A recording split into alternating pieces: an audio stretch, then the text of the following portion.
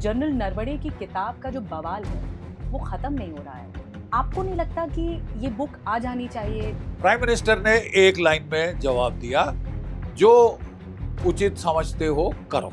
लद्दाख में 2020 बड़ा सॉलिड, मतलब उनको उल्टे बांस बरेली को हो गए थे कि ये कहा जा रहा है, विपक्ष तो कह ही रहा है कि ट्रंप ने सीज फायर कराया। ट्रंप भी कह चुके हैं कि मैंने सीज फायर कराया। भारत को क्लैरिफाई कर देना चाहिए सामने आके कि पाकिस्तान ने गिड़गिड़ाया था कि रोक दो, बिल्कुल, तब तो रुके हैं हम। अमेरिका ने सीज फायर नहीं रुकवाया। और मेरा ख्याल भारत को अब तभी शांति मिलेगी जब हम इस पाकिस्तान के 5 टुकड़े करते हैं। आपके जो भाई की शहादत हुई उसने आपको बहुत तोड़ दिया।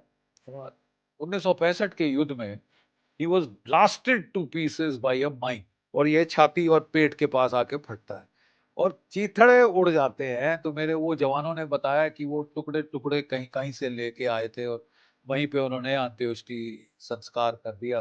कैसा सुंदर और बहादुर भारत देश हमारा है, ए सुखदायक जननी तेरे। सबसे कुशल लीडर आपको कौन लगा है?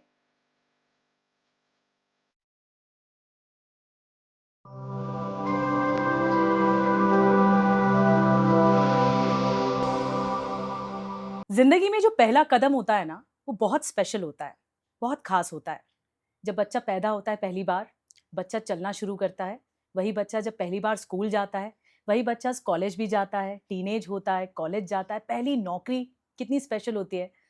और नौकरी के साथ जब पहली पहली बार हर किसी में कदम होता है ना, वो सबसे खास होता है, सबसे मायने देता है। मेरा पहला पॉडकास्ट है और पहले पॉडकास्ट के मेरे जो पहले मेहमान हैं वो बहुत स्पेशल हैं। मेजर जनरल जीडी बख्शी साहब हमारे साथ मौजूद है। सर, बहुत बहुत स्वागत है आपका and gratitude. All the best to you. मेरे मेरे पहले खास मेहमान हैं आप, और मुझे बहुत अच्छा फील हो रहा है, बहुत फॉर्चुनेट फील हो रहा है। Thank you God sir. Bless you, God bless. Sir, मैं इससे पहले आपसे सवाल शुरू करूं, लेकिन बचपन से ना मैं जब भी आर्मी मैन को देखती थी ना, मुझे लगता था कि इनमें जो मोटिवेशन होता है वो कभी कम नहीं होता। मतलब every time whenever I meet army person, always I feel ये कंसिस्टेंसी जाती नहीं, ये मोटिवेशन लाते कहाँ से हैं आप लोग? Old soldiers never die, they simply fade away. That is General MacArthur, हाँ, one of the great heroes of the Korean War, Second World War. He said, old soldiers never die, they simply fade away. Lovely. so, so I'm an old soldier and I've seen but many still that wars. वो passion कभी खत्म नहीं होता, आखिरी Yes, सांस तक। yes. I mean, look, I joined the National Defense Academy at 16 and a half. And actually, sometimes, when I had come into my 70s, I used to try and look within. I used to see the same boy. हाँ, same. 16 and a half. I said, nothing inside has changed. वही 16 साल का लड़का अभी भी अंदर है। Very nice sir. Sir, we start with this question कि ये जनरल नरवणे की किताब का जो बवाल है वो खत्म नहीं हो रहा है, और विपक्ष एक तरह से पूरी तरह से कोशिश कर रहा है कि ये बुक आ क्यों नहीं रही है। आपको नहीं लगता कि ये बुक आ जानी चाहिए, देश को भी जानना चाहिए कि उन्होंने लिखा क्या है? Of course, आनी चाहिए। देखिए, in all armies of the world, major armies of the world, the the army chiefs, the very senior generals, they leave behind their memoirs. Okay. When we study military history and personalities, most of us, we started by studying the British, Field Marshal Slim, Viscount Slim, Mountbatten, this, that, and the rest, Field Marshal Rommel, Field Marshal Guderian, Field Marshal Manstein. They've all left behind their memoirs, which are of great help, great value to the successive generations of those armies and armed forces. And not just that particular country, that particular armed forces. Field Marshal Zhukov. Sir, आपसे request है, हिंदी में जरूर बोलिए। आपकी आपकी आपकी जो बोली है ना, वो बहुत लोगों को अट्रैक्ट करती है। देखिए, जो हर सेना में जो कि बड़े सीनियर कमांडर्स होते हैं, वो अपने मेमोइर्स छोड़ जाते हैं। उससे बहुत बहुत बहुत मदद मिलती है जो सक्सेसिव जनरेशन है, ना केवल उस देश की फौज को। अब जैसे top world class commanders, Field Marshal Marshal Zhukov, hmm, Soviet Army, Russian Army, General Patton, Mhm. General MacArthur, Field Marshal Slim, hmm.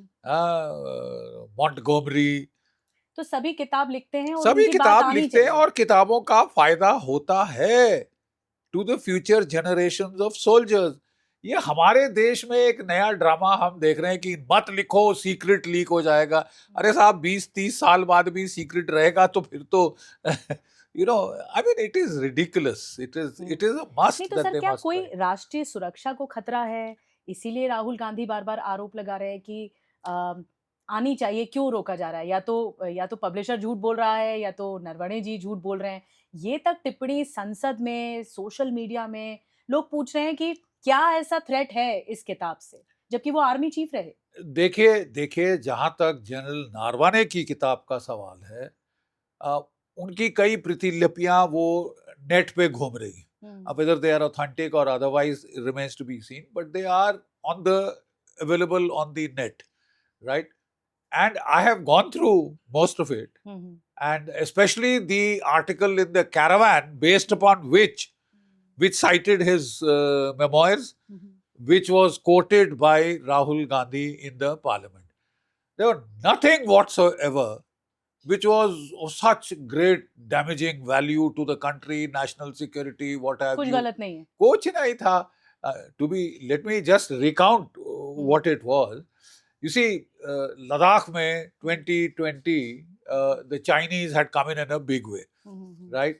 They had staged number of attempted intrusions, and they were given a very great, बड़ा solid, मतलब उनको उल्टे बांस बरेली को हो गए थे। तो वहां पे साहब ऐसा हुआ था कि जब गलवान में वो इंसिडेंट हुआ तो हमारे 19 जवान शहीद हुए 2020 में। और उसके बाद भारत की फौज ने कहा कि साहब हम भी इसका पलटवार करेंगे, हम भी इसका क्विड प्रो को करेंगे।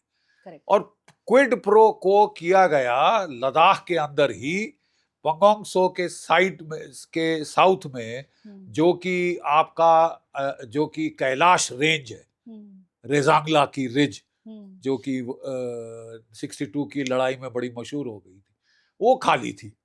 तो हमने फटाफट अपने लोग दौड़ाए चुपचाप से और जाके उसकी रिज का टॉप पकड़ लिया।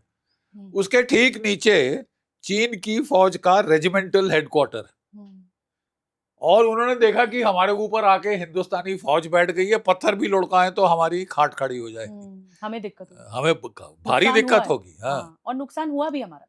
नहीं, चीन उस की समय। बात कर रहा हूँ। अच्छा, चीन के लिए। चीन का जो रेजिमेंटल हेडक्वार्टर उस रिज के ठीक नीचे, रेजिमेंटल हेडक्वार्टर यानी ब्रिगेड हेडक्वार्टर के बराबर, कि मतलब हम फायर करें, ऊपर से पत्थर भी मारे तो उनका नुकसान होता।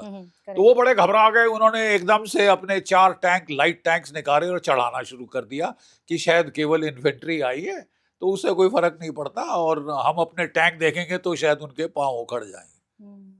अच्छा साहब, उस वक्त जो आदेश थे सरकार के, वो थे no firing on the LAC, कोई हथियार इस्तेमाल नहीं किए जाएंगे, फायर नहीं खोला जाएगा, क्योंकि 1996 में एक पीस एंड ट्रैंक्विलिटी अकॉर्ड हुआ था भारत और चीन के बीच, जिसके तहत दोनों साइड ने फैसला किया था कि साहब हम फायर नहीं खोलेंगे ताकि चीजें कंट्रोल में रहे, नियंत्रण में रहे। तो क्वाइट ऑब्वियसली जो नॉर्दर्न आर्मी कमांडर थे, जनरल YK जोशी, मेरी ही रेजिमेंट के, जम्मू कश्मीर राइफल्स के, उन्होंने फोन उठाया और साहब उन्होंने रिंग किया आर्मी चीफ नारवाने को कि साहब देखिए ये चीन के 4 टैंक चढ़ने शुरू हो गए हैं हमारी तरफ, तो मेरे लिए क्या आदेश है, क्या मैं फायर खोल सकता हूं? मुझे तो फायर खोलना पड़ेगा क्योंकि ये टैंक है। इन्फेंट्री की भी बात नहीं है कि धक्का मुक्की से काम चल जाए, टैंकों के साथ क्या धक्का मुक्की करोगे। सही बात है। तो उन्होंने कहा कि मेरे को आदेश दिया जाए कि मैं मीडियम तोपों से फायर खोलूं टैंकों के, तुरंत खोलूं। तो पहले होल्ड ऑन, मेरे को तो पूछना लेनी पड़ेगी क्योंकि लिखित में आदेश है। तो उन्होंने रिंग किया राजनाथ सिंह जी को, उन्होंने रिंग किया प्रधानमंत्री को, कोई जवाब नहीं आया, वो व्यस्त थे कहीं पे। तो उसके पश्चात फिर उन्होंने रिंग किया CDS को, जनरल बिपिन रावत को, रिंग किया NSA को, वो कह रहे हैं उस एटलीस्ट आर्टिकल में कहा गया है, और फिर रिंग किया फॉरेन मिनिस्टर को, कहीं से जवाब नहीं आया। तो फिर वो थोड़े हताश से हो रहे थे। वहाँ हर 5-7 मिनट के बाद वो जोशी साहब कह रहे थे, साहब अब वो कोई 1 किलोमीटर दूर है, अब साहब 700 मीटर हैं, अब Escalate कर 500 रहे हैं, आ गए। नेचुरली वो ऊपर चढ़ रहे थे obviously. टैंक। तो क्या करना है सर, क्या करना है? तो वो काफी असमंजस सा सिचुएशन हो रही थी। फॉर्चुनेटली तब Rajnath Singh ji got through to the prime minister.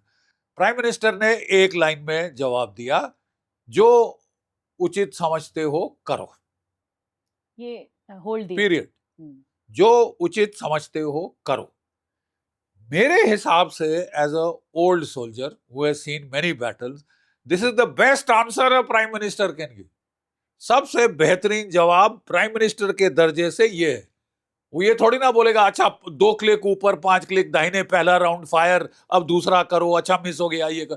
He will not give fire control orders like a section commander, platoon commander, battalion क्योंकि दिल्ली commander. से कमांडर वो दिल्ली में है और उनका दर्जा नहीं है ये सब देने का। He is a very high level.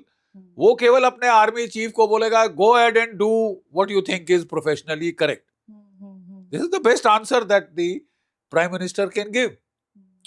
Rahul Gandhi ने जब ये पढ़ा, उनको लगा हाँ हाँ मैंने पकड़ लिया, प्रधानमंत्री जी मोदी जी अब आ गए चुंगल में, और he has done dereliction of duty.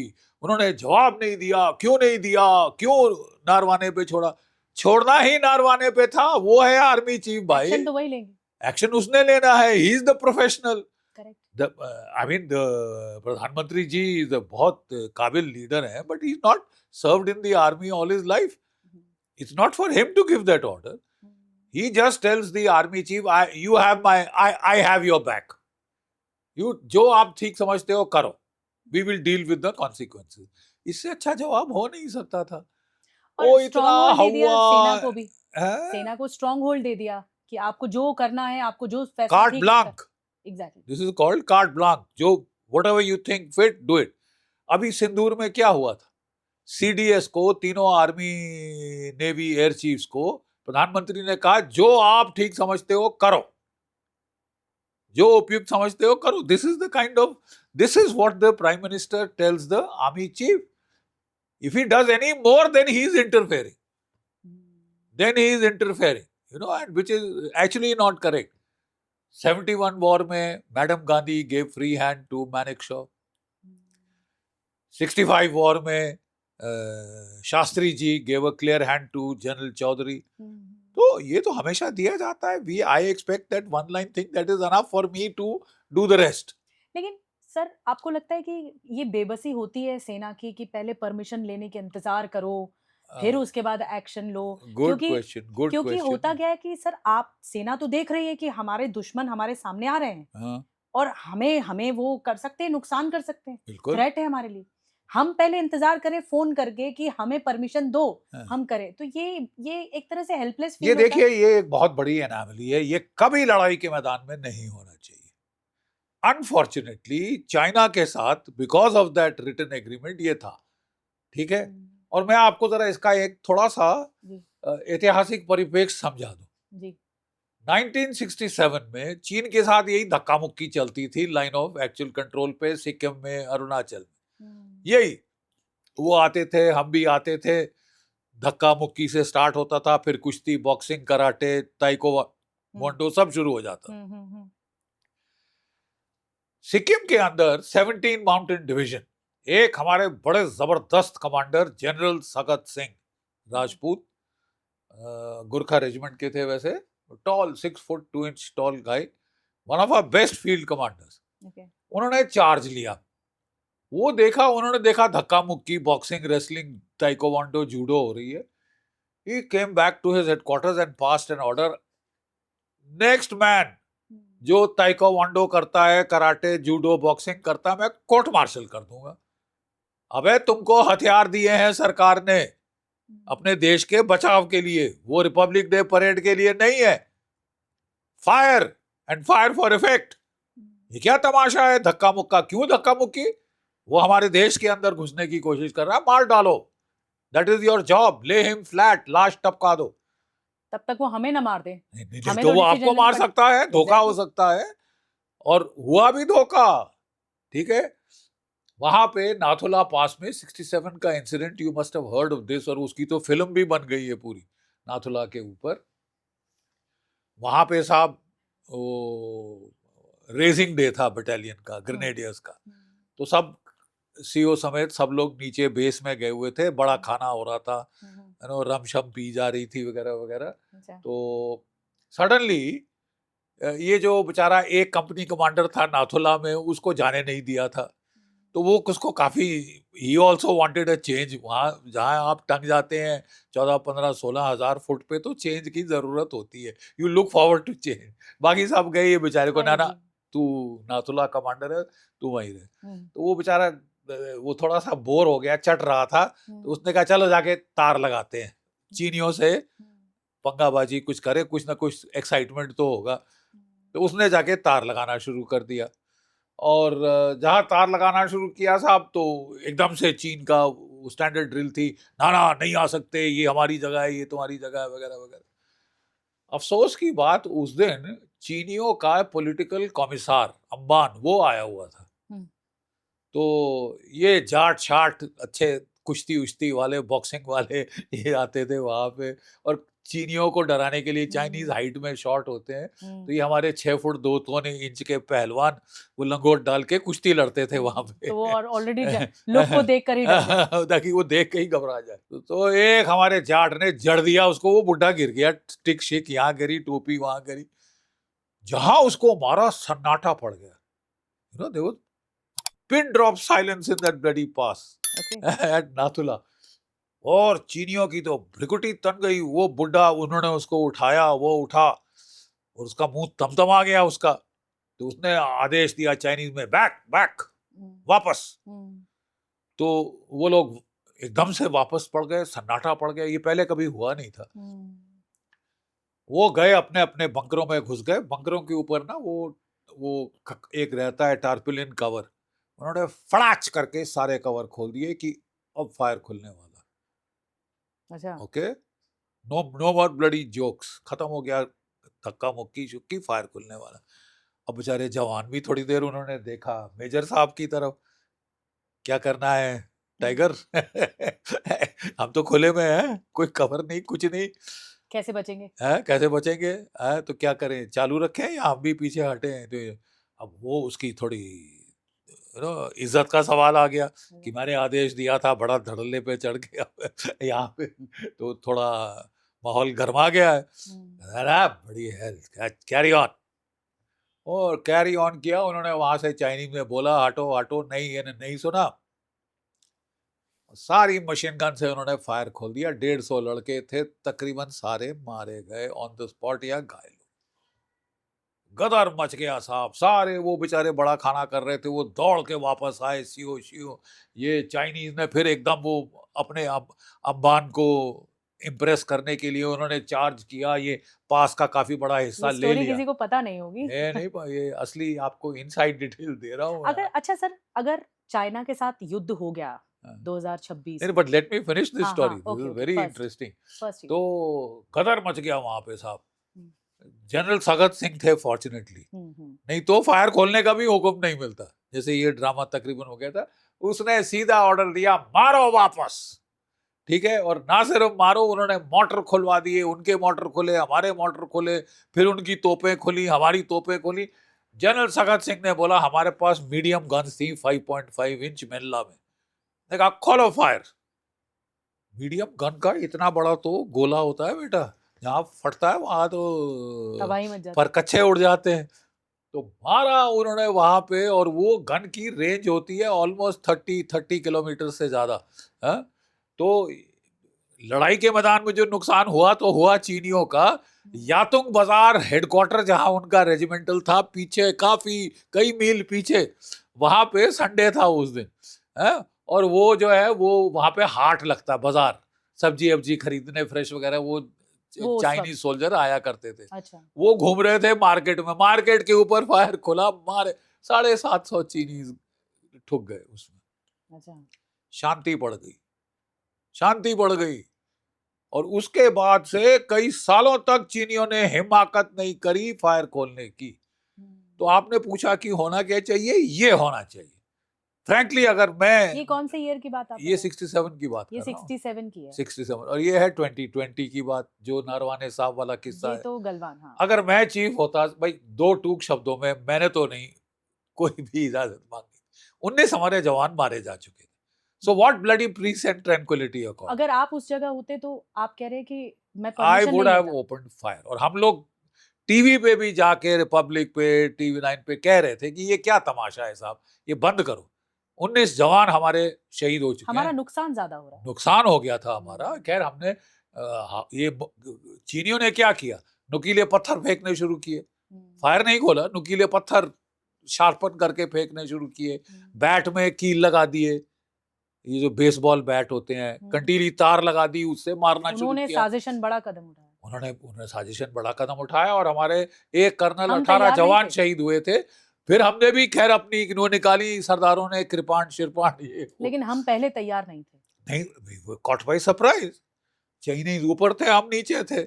हम ऊपर जा रहे थे, वहां पे चेक करने की, ये 2 तंबू लगाए, उनको हटाना था, और उस पे ये चाइनीज ने एम्बुश लगा के बैठे हुए थे। तो 19 मार दिए थे हमारे।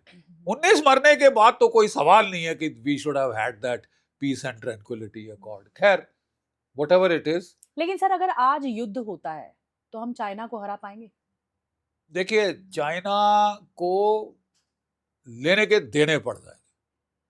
हम ताकतवर हो चुके हैं हम बहुत ताकतवर हो चुके हैं। लाखों टन पानी ब्रह्मपुत्र नदी में बह चुका है 1962 के बाद। हमारी तैयारी बहुत जबरदस्त है, और चीन को आसान नहीं पड़ेगा, लेने के देने पड़ जाएंगे। और जैसे पड़ गए, ये 2020 में भी उनको लेने के देने पड़ गए। वो 50,000 लाए, हम 80,000 के साथ पहुंच गए। वो टैंक लाए, हम भी टैंक चढ़ा दिए। मीडियम गन, जेट फाइटर सब आगे थे, वो हक्का बक्का रह गए। क्योंकि चीन का मेन टारगेट है towards Taiwan, towards south China sea. यहां लड़ना, टू फ्रंट वॉर में फंसना है, बहुत गलत चीज है उनके लिए। They don't want to get caught in a two front war, इसीलिए उन्होंने थॉ मांगा है। एक सवाल का जवाब दीजिए। राहुल गांधी कहते हैं कि सरकार घबराई हुई है। जो फैसलों की बात आती है, परमिशन की बात आती है, हामी भरने की, नॉड की बात आती है, तो किस बात की घबराहट होती है? आपको लगता है कि या कोऑर्डिनेशन की कमी होती है सेना और सरकार में, या नौकरशाही और सरकार में, या इसे ऐसे देखें कि क्योंकि आप कह रहे हैं कि क्योंकि नरवणे जी थे उस वक्त परमिशन लेनी जरूरी थी, तो क्या इस पूरे इसमें हमारा नुकसान ज्यादा हो गया? तो ये जो घबराहट वाली इशू है, आपको क्या लगता है, घबराहट किस बात की घबराहट? नहीं, वो कहना ये चाह रहे थे राहुल गांधी कि दिस इज डेरिलिक्शन ऑफ ड्यूटी, कि प्रधानमंत्री इतनी देर तक मिल नहीं पाए, ये नहीं हो पाया, वो नहीं हो पाया, वगैरह वगैरह वगैरह। देखिए, अगर नहीं आते आदेश तो नारवाने ने ऑर्डर दे देने थे। आई एम वेरी क्लियर, क्योंकि then it is a matter of saving your life, it is a matter of self defence. और नारवाने ने वैसे, इन गिवन द सर्कमस्टांसेस, जब उनको एक बारी कार्ड ब्लांक मिल गया प्राइम मिनिस्टर से, आई थॉट उन्होंने बहुत सही आदेश दिए। उसने कहा जो हमारे मीडियम टैंक हैं वो शायद उन्होंने देखे नहीं है। अच्छा, ठीक है ना, उनके लाइट टैंक्स आ रहे हैं जो कि इतने कारगर नहीं होते जितना मीडियम टैंक होता है। T-72 T-90s थे हमारे। तो उसने बोला ऊपर चढ़ाओ ताकि वो रिज पे आ जाएं और थोड़ा नीचे जाएं, ताकि चीनी उनको देख लें। जहां चीनियों ने हमारे मीडियम टैंक देखे, उन्होंने कहा बाप रे, ये तो लेने के देने पड़ गए, तो हमें एक्शन लेना ही। तो वो एकदम रुक गए वहां पे। चीनी टैंक रुक गए। उसने फट से अपने रेजिमेंटल कमांडर को बोला कि भाई साहब यहाँ तो मुसीबत हो गई, ये तो इनके टैंक आए हुए हैं। और वो वहां पे रुक गए। फिर उसने, कितनी देर बाद हुआ होगा ये वहीं पे उसके जैसे ही आदेश आए, there our tanks were ready, they went up. 5 minute से भी कम लगा होगा ऊपर पहुंचने में, और उनको देखते ही पूरी हालात बदली हो गई। इस चंग का आखिरी सवाल सर, अब सरकार कह रही है कि गाइडलाइन आनी चाहिए कि कोई भी आर्मी से रिटायर्ड हो, अगर वो किताब लिखना चाहते हैं तो 20 साल का कूलिंग डाउन पीरियड होना चाहिए। देखिए, पहले ये 3 साल का था, मेरे टाइम में ये 3 साल का कूलिंग पीरियड था। और इस तरह से हाथ पैर बांधने, मुंह बंद करो, कान बंद करो, ये सब करो, आई don't think it is a very, कोई ऐसा गदर नहीं हो जाएगा। संदूर का सब चीजें बाहर आई है कि नहीं आई? नहीं आएंगी तो you will lose the battle of the narrative. Please understand, आजकल के युद्ध में केवल जमीन में, आसमान में, समुद्र में लड़ाई जीतना काफी नहीं है, आपको बैटल ऑफ नैरेटिव जीतना भी जरूरी है। इसका मतलब आपको बोलना पड़ेगा पब्लिक डोमेन में मतलब आपको कि हम तो साहब बड़े सीक्रेटिव लोग हैं, तो Clarify ये करना पड़ेगा। हाँ, तो ये जेम्स बॉन्ड का काम नहीं है साहब, ये अच्छा। युद्ध चल रहा है ना साहब, तो then you have to. Operation Sindoor में सारी बातें सामने आ गई थी जो है, तकरीबन आ गई। तकरीबन सारी बातें, आई हमें थॉट दैट नुकसान वाज अ हुआ। गुड थिंग टू डू, और जब तक नहीं आई थी तो हमको नुकसान हो गया ना। देखिए, जो पहले जो दिन जब वो 7 तारीख को हुआ था, झड़प हुई थी दोनों एयर फोर्सेस के बीच में, तो पाकिस्तान ने नाटक शुरू किया कि 5 जहाज, 6 जहाज, 7 जहाज, 8 रफाल गिरा दिए हैं। गिरा एक नहीं था, लेकिन क्योंकि उनके एयरफोर्स के कमांडर ने ब्रीफिंग दी थी पूरे स्लाइड्स के साथ, पावर पॉइंट के साथ, वो दुनिया ने मान ली। हमारे बेचारे फॉरेन सेक्रेटरी साहब दे रहे थे। अब फॉरेन सेक्रेटरी साहब जब नॉर्मल बातें हो तो बिल्कुल जायज है कि वो ब्रीफ करें, लेकिन जब लड़ाई छिड़ गई तो then it is the armed forces who have to brief ना, जो लड़ रहे हैं। और हमेशा हर लड़ाई में ऐसा होता है। मैं ब्रीफिंग हुई थी बट कई बातें छिपी रही। ब्रीफिंग देखिए हुई थी ना, वही मैं बता रहा हूं कि फॉरेन सेक्रेटरी साहब लड़ाई के बाद भी ब्रीफ कर रहे थे, ठीक है। फॉरेन सेक्रेटरी साहब is a very qualified man, is a very this thing, but he is not qualified to fight or to talk about battles. That is best left to the armed forces. और standard operating procedure ये है, कारगिल के operations के दौरान मैं military operation directorate में था। हर शाम को 3 महीने लड़ाई चली। हर शाम को army operation directorate, air force ops, naval ops, ये लोग आके ब्रीफिंग देते थे लड़ाई का क्या दौर चला है आज के दिन, on a daily basis. The military was doing it, कि जो प्लानिंग करते हैं, एग्जीक्यूट करते हैं, वो are in minute to minute touch with the situation, they brief. You see, तो उस वक्त नहीं जी सिविल कंट्रोल होना चाहिए। अरे साहब, मिनिस्ट्री ऑफ डिफेंस भी तो सिविल है, करेक्ट, उसका कंट्रोल है ना। Foreign ministry doesn't directly control the armed forces. So ये बहुत जरूरी है। और ये थोड़ा विल सुपर में, सीक्रेसी अगर आप करें तो it can be counter productive. दो टूक शब्दों में, आजकल with the battle of the narrative, information आपको वॉर, खुलकर बोलना होगा, खुलकर बोलना होगा, और आपको पता है क्या बोलना क्या नहीं बोलना। फौज वालों को पता है क्या बोलना क्या नहीं बोलना, दायरे में रहकर बोलना, क्योंकि किससे हमारा नुकसान हो सकता है, किससे नहीं, वो फौज वाले को ज्यादा किसको पता है। फॉरेन मिनिस्ट्री को तो नहीं पता होगा ना साहब, क्योंकि it's not his work, it's not his job ना। अब आते हैं सर ट्रम्प पे। ये बहुत बवाल इस पर भी है कि ये कहा जा रहा है, विपक्ष तो कह ही रहा है कि ट्रम्प ने सीज फायर कराया, ट्रम्प भी कह चुके हैं कि मैंने सीज फायर कराया, फिर आ गया टैरिफ का वॉर। तो ट्रम्प बार बार खुलकर सामने आ रहे हैं और वो ये जताने की कोशिश कर रहे हैं कि भारत मेरे नीचे है और भारत मुझसे डरा हुआ है। क्या भारत डरा हुआ है अमेरिका से? नहीं, आई थिंक जो जिस तरह भारत ने हैंडल किया है, डोनाल्ड ट्रंप जैसे temperamental, mercurial, minute by minute बदली हो रहे हैं, लाइक अ कैलिडोस्कोप। हाँ, आज कुछ, कल कुछ, परसों कुछ और। मोस्ट chaos क्रिएटर है भाई, disruptor, very major disruptor on the international scene. And नहीं, तो ये तो हाथ भारत नहीं पकड़ा रहा अमेरिका को कि आप बोलो, तो या तो क्लेरिफाई कर देना चाहिए कि पाकिस्तान गिड़गिड़ाया था कि ये रोक दो। हाँ, ऑपरेशन सिंदूर के समय अगर हम देखें तो भारत को क्लेरिफाई कर देना चाहिए सामने आके कि पाकिस्तान ने गिड़गिड़ाया था कि रोक दो, बिल्कुल, तब तो रुके हम। अमेरिका ने सीज फायर नहीं रुकवाया। देखिए, ऐसा था, जब भी लड़ाई होती है तो आपको याद है कि हमने डिप्लोमेटिक रिलेशंस तोड़ लिए थे, ठीक है ना। So how do you communicate? You have a communicator of choice, कि वो भी उसको ट्रस्ट करते हैं या वो जानते हैं उसकी बातचीत है और हमारी भी बातचीत है, तो उसके थ्रू हम कन्वे कर देते हैं कुछ चीजें जो डायरेक्टली हम बात नहीं करेंगे, ठीक है। तो जब पाकिस्तान की पिटनी शुरू हुई अच्छी तरह से, जब खाट खड़ी हो गई, तो घबरा कर उन्होंने डोनाल्ड ट्रंप को रिंग किया कि साहब जी बोलो सीज फायर कराओ। तो उनके मार्को रूबियो ने बात करी, वाइस प्रेसिडेंट उनका वांस ने बात करी प्रधानमंत्री जी से, ठीक है, ये तो हुआ, इसमें कोई डाउट नहीं है, बात करी। तो हमने उनको क्या बोला, भाई अगर वो सीज फायर चाहते हैं, बोलो एक हॉटलाइन है डायरेक्टर जनरल मिलिट्री ऑपरेशन की, उस पे हमारे डीजीएमओ से बोले कि बातचीत करो, कि सीज फायर करो, तब हम करेंगे साहब, ऐसे किसी के बोलने से नहीं करेंगे। तो उसने उठाया फोन, हमने फोन नहीं उठाया, क्योंकि हम थोड़ा और मारना चाहते थे, कुछ घंटे कभी और जारी रखना चाहते थे। तो वो कोई सुबह 9-10 बजे के करीब आई थी कॉल, हमने कॉल नहीं ली और ठोका इनको 6-8 घंटे और, ठीक है। और उसके बाद जो दोपहर को कॉल आई वो हमने ले ली और हमने बोला ठीक है, हम आपको टेम्पररी पॉज देंगे, लेकिन वो भी मैं अपनी सरकार से पूछूंगा। भाई साहब हमारे जो डीजीएमओ से, he said I'll have to ask my government, I'll come back to you, लटका के रखा, ठीक है। और फिर जब सरकार ने हामी दे दी तो हमने इनको बोल दिया ठीक है, सीज फायर नहीं है, we are just giving you temporary halt in operation dependent upon good behaviour, कि अगर तुम ठीक रहे तो बस हाँ, फिर हम अगर ठीक पेश आए तो फिर होगा, नहीं तो फिर लेकिन चालू। ठीक पेश आने वालों में से है नहीं पाकिस्तान उस वक्त तक जो कर रहा था, उस वक्त अच्छी तरह से सुताई हो चुकी थी, पिट चुके थे, उस वक्त ऑटोमेटिकली बिहेवियर बड़े बेस्ट बिहेवियर पे थे Pakistani.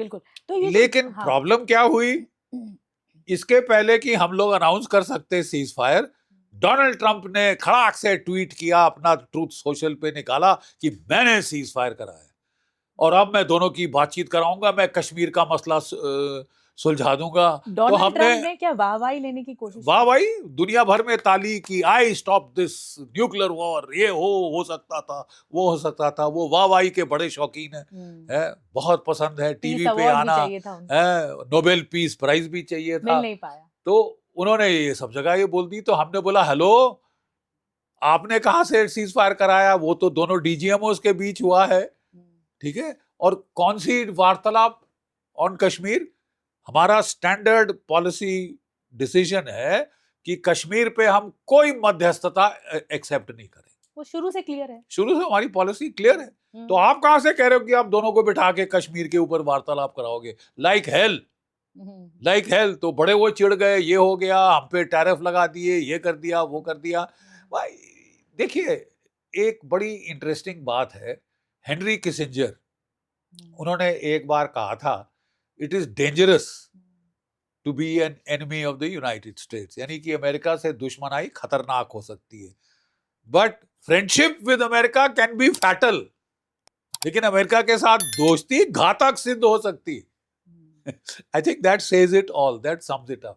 Americans are, I'm sorry to state, but very unreliable. America ऐसा है कि पीछे से छुरा घोंप रहा है, घोंप दिया है। Let me be straightforward. ये क्या ट्रम्प के बाद आने के बाद हुआ है या जो बाइडेन, ये जो बाइडेन के काल में शुरू हो गया था, ठीक है। वो बड़े नाराज थे कि हम, अमेरिका जो नाराज था कि हम रशिया से तेल क्यों खरीद रहे, ठीक है। और हमने कहा सबसे सस्ता तेल है, हम क्यों ना, हमको अपने इंटरेस्ट देखने हैं ना, आपके थोड़ी ना देखने भाई, आप थोड़ी ना चुका रहे पैसा, आप थोड़ी ना चुका रहे, क्या कहते हैं, हमारी आंटी से पैसा जा रहा है, आपको हम होते, हमको बोलने वाले यहाँ से लो, वहां से लो, वहां से लो, it's our money, our choice. So उस वक्त जो है, डोनाल्ड ट्रंप साहब के पहले बाइडेन साहब ने ये तमाशा शुरू किया था, ठीक है। और ये जो कलर्ड रेवोल्यूशन बांग्लादेश में हुई उनके टाइम हुई, श्रीलंका में हुई उनके टाइम हुई, ठीक है। इनके आने के बाद नेपाल में कलर्ड रेवोल्यूशन हो गई, लद्दाख में कलर्ड रेवोल्यूशन का इन्होंने कोशिश किया है। $1 अरब हमने इनको नगद कैश दिया, किसके लिए, GE-404 जेट इंजन के लिए, जो फिट होने थे हमारे तेजस एयरक्राफ्ट में। 3 साल हो गए हैं साहब, 2 इंजन नहीं आए थे, ठीक है। फिर जब प्रधानमंत्री जी ने खुद फोन उठाया, भैया ये जरा दे दो, पैसे खा लिए हमारे, हजम कर लिए, डिकार नहीं लिया, अब हमारे इंजन तो दो। तो याद दिलाया तो क्या कहा, तो 5 इंजन भेज दिए, चाहिए 200। Are they reliable? और फिर कह रहे हो हमसे हथियार खरीदो, हमसे हथियार खरीदो। सर लेकिन ये डिपेंडेंसी तो कम खत्म करनी पड़ेगी ना। आपने कहा कि हम रूस से चिढ़ते हैं, तो रूस से आप तेल मत खरीदो, वेनेजुला से खरीदो, ठीक। हम ईरान से चिढ़ते हैं, ईरान से तेल मत खरीदो। सबसे नजदीकी देश कौन सा है तेल के लिए? ईरान। हाँ, लोएस्ट ट्रांसपोर्टेशन कॉस्ट ईरान, उसके लिए भी प्रॉब्लम है, वो भी बंद करा दिया साहब। वो भी बंद करा दिया। अब रूस से भी आपको दिक्कत है, दिक्कत है, वेनेजुला से इतना भारी तेल आता है लेकिन बहुत रूट उसका लंबा है, रूट एक- लंबा है, पढ़ रही थी, ट्रांसपोर्टेशन हाँ। कॉस्ट ज्यादा है, हाँ। 10 साल तक वो आएगा नहीं बाय द वे। तो ये डिपेंडेंसी क्यों नहीं हम कम करते? देखिए डिपेंडेंसी कम आपको करनी पड़ेगी और हमारी सरकार बड़े बड़े एहतियात से काम कर रही है। प्रॉब्लम आपकी फंसी कहाँ है? दुम दुम कहाँ फंसी है साहब? ये जो ट्रेड, इसने जो टैरिफ लगा दिया, पहले 25% फिर 50%। ठीक है साहब, कौन से सेक्टर्स में हमको नुकसान है? Gems and jewel, formal employment का one of the largest sectors, leather goods largest sector employment, आपके Export अच्छा टेक्सटाइल है। Largest sector employment, exactly, fisheries largest sector employment. Export अच्छा होता है सर, और जो एक्सपोर्ट है ना उससे आपकी कमाई उससे होती है, हमारी जॉब्स जा रही है ना हमारी बेटा। जॉब्स जा रही तो अब बेचारे लोगों का नुकसान हो रहा है, इसके लिए वीवर कीन किए हो जाए। है। तो इसलिए हम अब बड़ी दबी जबान में बात करी, उन्होंने गाली गलौज शुरू कर दी थी, हमने कोई बड़ी भद्रता शालीनता दिखाई। तो मतलब एक बट हाँ। We kept buying oil from Russia, don't forget this. नहीं, 2025 दिसंबर के बाद कम हो गया है।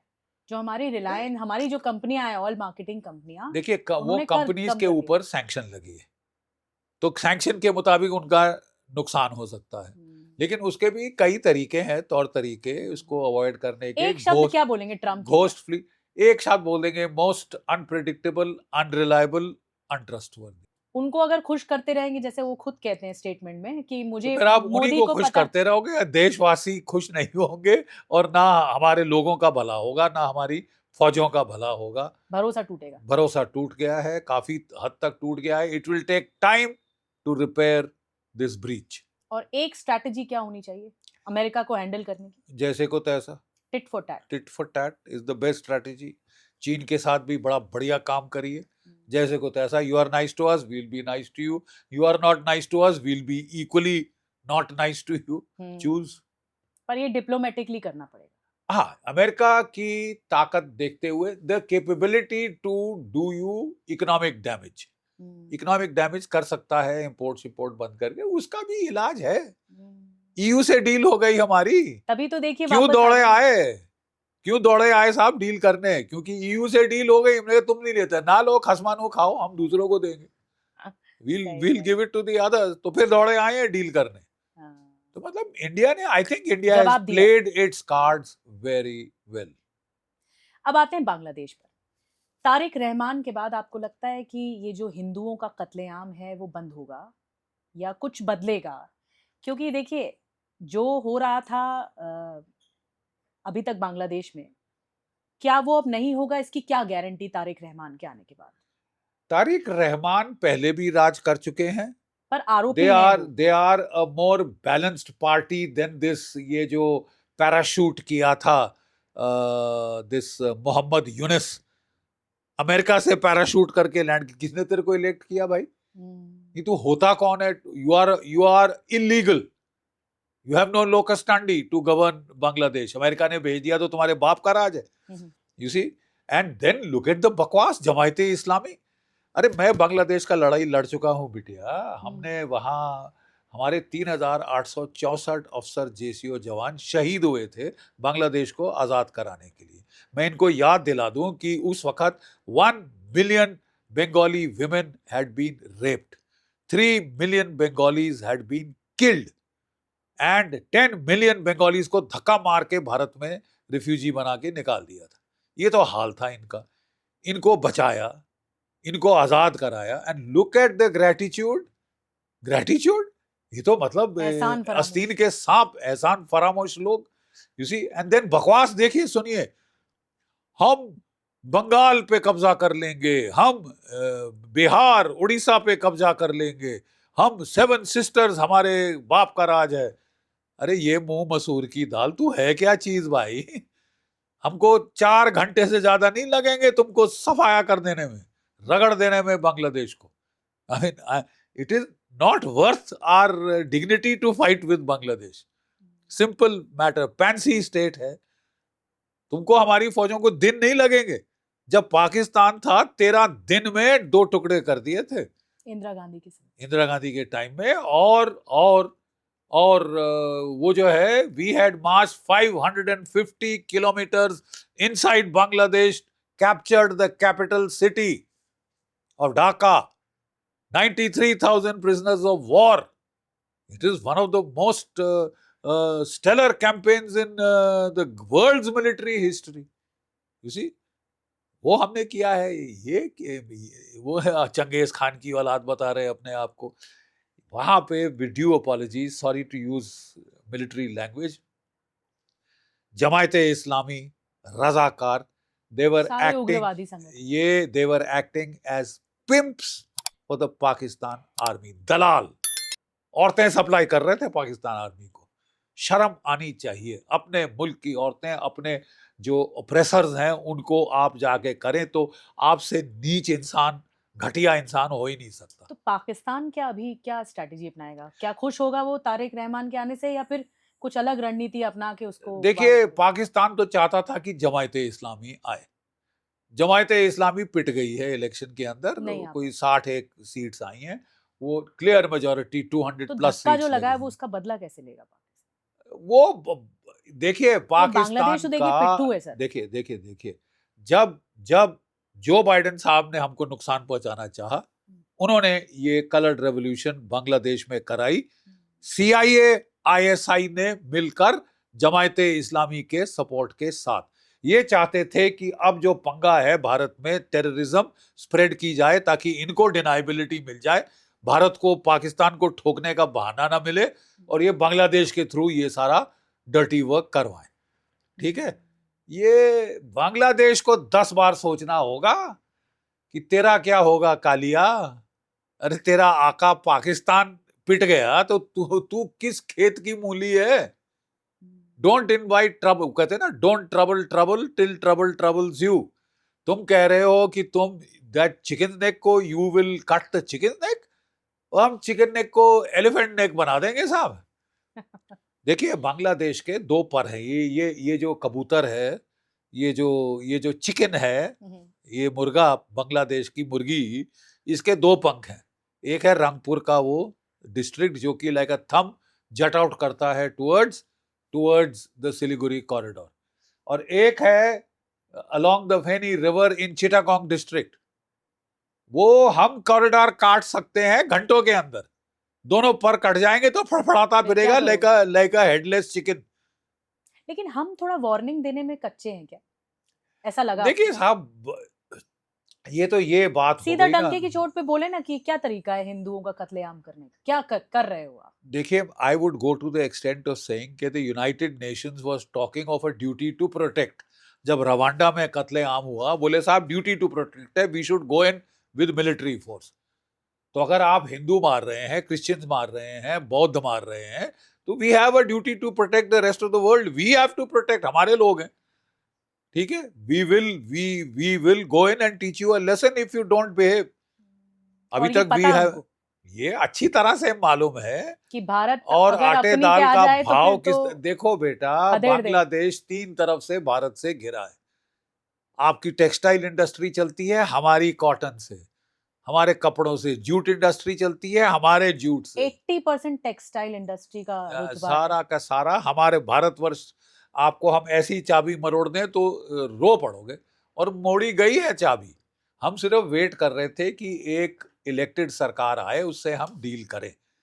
ये तो जायज सरकार है ही नहीं. It was not legally constituted government. Who is the American to parachute? Bharat से अब ठीक चलेंगे तारिक रहमान? अगर वो अपना भला चाहते हैं तो ठीक चलेंगे. अगर सीधी उंगली से घी निकल जाए तो बहुत अच्छा है. हमें उम्मीद है कि ठीक चलेंगे, कि ये अपना भला बुरा पहचानते हैं. पढ़े लिखे लोग हैं, अच्छे, मतलब they are educated people and they understand what is good for them. Bharat के साथ पंगा लेकर इनका नुकसान ही नुकसान होगा. So I have hope, I have the optimism that Tariq Rahman will behave. As it is, we have dealt with the governments run by his mother. Better than this ग्रामीण बैंक का जो चालक था, है, जिसने पैसे खाए मछुआरों के, फिशरमैन के, अपने किसानों के, और $6 लाख दिए थे हिलरी क्लिंटन को उसके कैंपेन के लिए. तभी इसको वहां पे prime minister in chief executive बना के पैराशूट किया था ढाका के अंदर।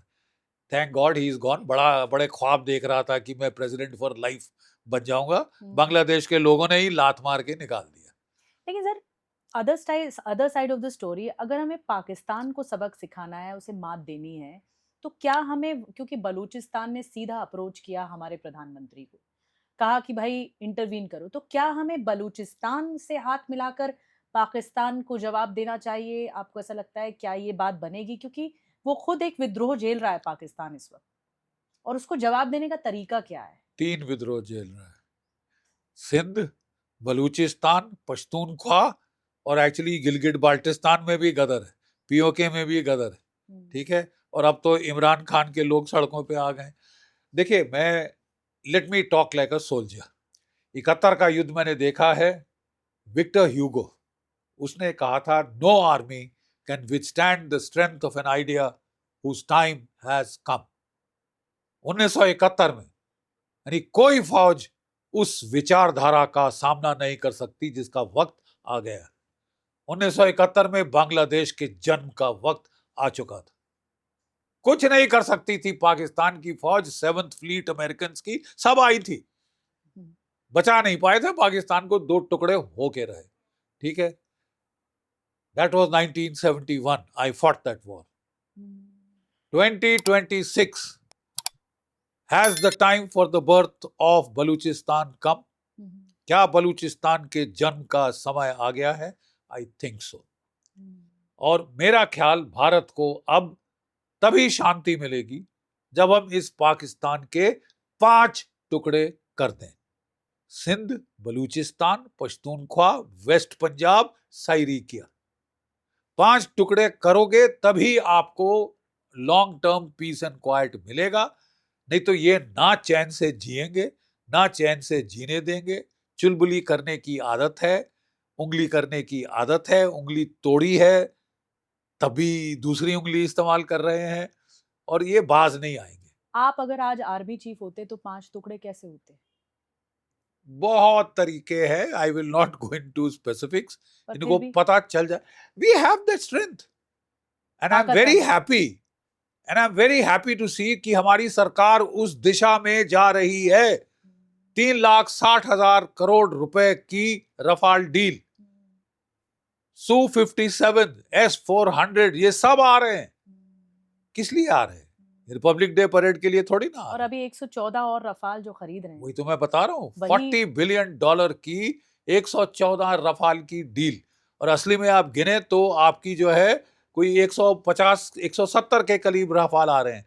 26 तो हमारी नेवी के लिए आ रहे हैं। मतलब ये स्ट्रेंथ है भारत की। ये भारत की स्ट्रेंथ है जिसको बढ़ाया जा रहा है इन प्रिपरेशन कि अगर पाकिस्तान बाज ना आए तो we should deal with it in a manner that is permanent, lasting solution. चोंचलेबाजी नहीं चलेगी कि गुदगुदी कर दी, ही हा नहीं चलेगा। उंगलियां तोड़नी पड़ेंगी, हाथ पैर तोड़ने पड़ेंगे। यही भाषा समझ, यही भाषा। देखिए, वो कहते हैं जो लातों के भूत बातों से नहीं मानते। बात कर करके 75 साल के ऊपर हो गए हैं, मुंह से झाग निकल रही है हमारे और वहां पे, लेकिन कोई बदलाव का तो कोई अंदेशा ही नहीं दिख रहा। और अब तो लेकिन ये जो गुस्सा है ना सर, ये भारत में तो है, लेकिन ये गुस्सा कोई साइमल्टेनियसली और मुल्कों में नहीं है। जैसे अमेरिका पाकिस्तान के करीब जाता है, चीन भी पाकिस्तान को काफी सपोर्ट करता है, उसके कॉरिडोर्स हैं, उसका इकोनॉमिक कॉरिडोर है, बाकी भी मुल्क करते हैं। मतलब वो जो हद है भारत के, क्योंकि भारत के साथ उसने दुश्मनी की है शुरू से, वो भारत में तो है, लेकिन बाकी मुल्कों में नहीं है। आपको लगता है भारत को किसी और सपोर्ट की जरूरत नहीं, भारत खुद कर सकता है? You are a big country, 4th largest economy in the world, heading to be 3rd. Nuclear power, one of the 9 countries which have got nuclear weapons. Space power, 2nd largest army, 4th largest navy, 5th largest air force. You are a power. What? आपको किसकी मदद की जरूरत? आप खुद करो, Do it yourself. और ना सिर्फ डू इट योरसेल्फ किट हम कर चुके हैं। 71 में 2 टुकड़े कर दिए थे साहब, 71 में भी, फिर उसके बाद कारगिल में पीटा है इनको, सिंदूर में फिर इनकी अच्छी तरह से उंगलियां मरोड़ी गई हैं। ये तो अमेरिका के पास रोते धोते गए और बच गए, बचने नहीं चाहिए, अगली बार इनको नोटिस पे रखा है. By the way, operation Sindoor is not over. Let me be blunt and straightforward. Operation Sindoor is not over. You misbehave boy and we'll show you. जरा Again. बदतमीजी करके देखो फिर से, तुमको लेने के देने पड़ जाएंगे. क्योंकि सर डिफेंस बजट भी अभी आया तो 7.25 लाख करोड़ का एक डिफेंस बजट जो कि बहुत मायने देता है 2026 से 27 तक. ये बड़ा है 15%. 15% एग्जैक्टली. तो राइज ये है. बताता है कि तो we were Bharat, expecting a 50% even rise. प्रधानमंत्री मोदी की तरफ से ही कहा गया कि हमें अपने आप को मजबूत करना होगा. मजबूत मतलब हमें अपनी मुट्ठी को और बड़ा करना होगा ताकि हम किसी पर वार कि कर जब सकें. वार करें तो पानी पूछने के लायक ना गिर जाए रहे. सामने वाला. हैं? ठीक है साहब. देखिए, मैं बताना चाहता हूं आपको बिटिया कि ये जो है, ये एक देश है, जैसे बोलते हैं ना, कुत्ते की दुम आप 10 साल स्टील की नाली में डालो और निकालो तो वैसे टेढ़ी की टेढ़ी टेढ़ी की मिलेगी. टेढ़ी रहेगी. इसका कोई इलाज नहीं. फ्रैंकली पाकिस्तान की फौज का कोई, हमारे को पाकिस्तान के आवाम से, वहाँ की जनता से कोई दुश्मनी नहीं है. हमारे जैसे ही लोग हैं, गजलें गाते हैं, सूफियाना कलाम का शौक रखते हैं वगैरह वगैरह. बट फैक्ट ये है कि पाकिस्तान की फौज आपको चैन से नहीं जीने देगी. पूरे खिट्टे के नाक में दम कर रखा है. अफगानिस्तान से इनका लड़ाई, ईरान से इनकी लड़ाई है, भारत से इनकी लड़ाई. अब रह कौन गया जिससे तुम्हारी दोस्ती है, या तुम चैन से एक क्या कहते हैं शरीफ पड़ोसी की तरह रह सकते हो. ये तो कोबरा है, कोबरा सांप है ये. तो जब जब मौका मिले डसेगा आपको. और सांप को मारने के लिए क्या करना? सांप का सर कुचल देना चाहिए कि आंखें भी ना बचे, कि जिसमें फोटोग्राफ आए तो कहीं नागिन आके वो ना पड़ दे. बहुत बढ़िया. नाउ कुछ पर्सनल सवाल सर. आप जबलपुर से हैं. जी जी. याद आता है आपको अपना गांव? Very much, very much. Jabalpur is a very special city. तो लास्ट कब गए थे आप? मैं तो तकरीबन हर साल जाता हूँ. मेरा रेजिमेंटल सेंटर वहाँ पे है और हमारा पुश्तैनी मकान वहाँ पे था, बट वो काफी मतलब केयर नहीं हो पा रही थी, तो just last year we had to dispose it of. But मैं हर साल जाता था, अपना पुश्तैनी मकान वहाँ पे, सब कुछ. नर्मदा जी की आरती. वहीं पले बड़े आप? वहीं पला पड़ा मैं. मतलब वहाँ जब 9 साल का था, मेरे फादर साहब की पोस्टिंग वहाँ हुई थी, और 9 साल से जब तक मैं 16.5 साल पे एनडीए नहीं गया, वहीं पे रहता था. मैं आपको जबलपुर के बारे में दिलचस्प बात बताऊं. महर्षि महेश योगी किस शहर से थे? जबलपुर. ओशो रजनीश किस शहर के रहने वाले थे? जबलपुर. दीपक चोपड़ा फेमस ऑथर किस शहर के हैं? जबलपुर. सारे बड़े व्यक्तित्व. सारे बड़े व्यक्तित्व. और आपके अर्नब गोस्वामी भी जबलपुर के पड़े हुए हैं. That's also big thing. Big thing. And और मुझे लगता है एमपी से जो निकले हैं लोग, वो कमाल ही कर रहे हैं. मैं खुद मध्य प्रदेश से आती हूँ. मुझे लगता है कि वहाँ पे एक मिट्टी जो है ना, मिट्टी की खुशबू जिसे कहते हैं, वो कुछ अलग ही है. देखिए, आप पंचवटी वहाँ पे है, और नर्मदा जी. देखिए, वो कहते हैं कि गंगा में स्नान करें तो आपकी मुक्ति हो जाएगी. वो कहते हैं नर्मदा के दर्शन मात्र से मुक्ति होती है. It's such a sacred river. आदि शंकराचार्य का आश्रम नर्मदा जी के तट पे था. हिज मेडिटेशन, वो कहते हैं ना, पानी ऊर्जा पकड़ता है. यो स्पिरिचुअल ओजस ऊर्जा पानी पकड़ लेता है. तभी वो कमंडल रखते थे पुराने ऋषि मुनि, और ऐसे करके श्राप देते थे या ब्लेस करते थे. ये उस वक्त की कहानी है. तो ये it is a city by itself, जिसमें कि मध्य प्रदेश में नर्मदा. आपको क्या चीज खास याद आती है अपने बचपन की, अपने जवानी Narmada. Do you know something? मैं जब छोटा था तो मेरे father, he wanted me to be tough. He wanted all his boys to be tough. कि नो नैन की ऑफिसर का बेटा है तो नैम्बी पैम्बी, कोई पैम्पर तो नहीं. कोई पैम्परिंग शैम्परिंग कुछ नहीं. वो मेरे को अखाड़े ले गए. वहाँ जबलपुर में अखाड़े बहुत हैं. तो बोला, इसको रगड़ो जरा, ये सांप का बेटा, इसको कुश्ती सिखाओ. तो मैंने कुश्ती सीखनी शुरू करी. हाँ, कुश्ती, बॉक्सिंग, दोनों. अरे वाह. सो बॉक्सिंग कंपल्सरी है by the way in the army. You can't become an officer unless you do your novices boxing. You should know boxing. It's mandatory. Body contact games, they develop aggression. You see? मैं आपको बता रहा था कि बेटा फिर मैं नर्मदा जी में, मेरे घर से कोई 10 किलोमीटर दूर थी नर्मदा जी, तो वहाँ जलेरी घाट है, एक बड़ा सुंदर बड़ी भारी लेक है, ऑक्सबो लेक, विच लेक्स, तो वहाँ जाके मैं तैरना सीखता था। और वहाँ पे एक उनका रूप सिंह ठाकुर लोकल पहलवान था, तो वहाँ नर्मदा जी के साथ जो रेत में मेरे को कुश्ती उश्ती लड़ना सिखाता था। तो एक बार वो बोले, जब मैं फिर स्विमिंग में बहुत अच्छा हो गया था, आई कुड डू दैट 7 चक्कर वो उस हो गए। झील के, तो कहता है कि बाबा बाबा, क्योंकि वो क्या कहते हैं साहब के बेटे थे, तो वो बाबा बोलते थे ना, कि बाबा अगर असली में तैरने का मजा लेना है तो धार का मजा लो। मैंने कहा वो क्या होता है? कहता बाढ़ में आओ, नर्मदा जी जब यहाँ से वो 3 मील दूर तक का पार्ट हो जाता है, और वो मट्टी का कलर्ड पानी, कहता है उसमें तैरो तो मजा आएगा। Can you imagine? I went there and I swam with him. आप तैरे? हम तैरे नर्मदा अरे जी वाह! In floods. तो देखने में तो देख के डर लग वही पूरा जाता गोता लगाया है आपने। ना? लेकिन वो जो है ना, असली में यू रियलाइज कि it is much easier to swim in that flood than in the normal water. एक तो डेंसिटी पानी की ज्यादा होती है, दूसरा करंट इतनी तेज होती है, लोग क्या होते हैं घबरा के they start going against the current. You go with the current, यहाँ से शुरू करो, वो जाके दूसरे पार्ट पे वहां पे तो फिर वो उतरो, फ्लो में आप कर जाते हो। बड़ा मजा आता है, बड़ा हाँ, धार का आनंद आता है। हाँ, बहुत आई अच्छा। I still remember. एक बात सर, बख्शी सर, मुझे लगता है कि मैंने कहीं पढ़ी कि आपके जो भाई की शहादत हुई, उसने आपको बहुत तोड़ दिया था। बहुत मतलब मेरे से ज्यादा मेरे फादर को। कैन यू इमेजिन कि 23 साल की आयु थी उनकी। He was a captain in the army, 11th Battalion, Jammu and Kashmir Rifles. Tall chap, very handsome, unlike me. Cricketer, yeah, wo, very popular with the girls and all that. He was my elder brother. And I doted on him, looked up to him because कोई लड़ाई शड़ाई कभी school में होती तो बड़े भाई के पास जाता था। इसने आप 2 सिबलिंग्स? तीन 3 तीन सिबलिंग्स। अच्छा, three boys and a girl. The youngest is अच्छा। my sister, okay, PhD in the history okay. of art. Hmm, So, तो वो he joined the army, and father was very clear that one of my boys will go to the army, to the family regiment. हुँ, देखिए मेरे father साहब ने service की थी महाराजा of Kashmir के साथ, हुँ, Hari Singh. He was the chief education officer of the state forces, okay. और ऑफिसर ट्रेनिंग स्कूल के प्रिंसिपल थे वो। तो and he was personal tutor to Yuvraj Karan Singh दरबारी।